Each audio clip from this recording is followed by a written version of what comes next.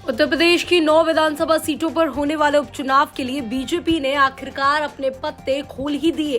BJP ने अपने कोटे की 8 में से 7 सीटों पर उम्मीदवारों के नाम का ऐलान कर दिया है। सीसामाऊ सीट को अभी होल्ड पर रखा गया है।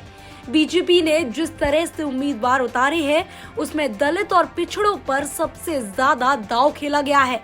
बीजेपी ने सपा के पीडीएफ फॉर्मूले को काउंटर करने के लिए 7 में से 5 सीट पर दलित और ओबीसी समाज से कैंडिडेट उतारकर तगड़ी चुनौती देने की रणनीति बनाई है।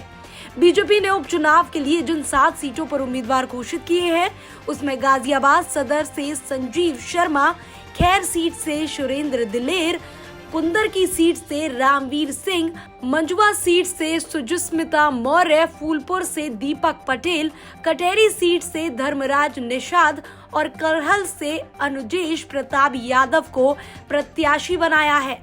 सीसामाऊ सीट पर उम्मीदवार के नाम का ऐलान नहीं किया, जबकि मीरापुर सीट आरएलडी के खाते में गई है। उपचुनाव में बीजेपी ने सीट के जातीय समीकरण के लिहाज से उम्मीदवारों के नाम का ऐलान किया है। बीजेपी ने उपचुनाव में सबसे ज्यादा 4 ओबीसी समुदाय के 4 प्रत्याशी उतारे हैं, तो ब्राह्मण, ठाकुर और दलित समुदाय से भी एक उम्मीदवार दिए हैं। बीजेपी ने ओबीसी समुदाय से जिन 4 लोगों को टिकट दिया है, उसमें ओबीसी की 4 अलग अलग जातियां हैं। इस तरह बीजेपी ने सपा के पीडीएफ फॉर्मूले को पूरी तरह काउंटर करने की स्ट्रैटेजी बनाई है। इतना ही नहीं, श्रवण समुदाय से 2 प्रत्याशी भी उतारे हैं, उसमें एक ब्राह्मण और ठाकुर समुदाय पर भरोसा जताया है।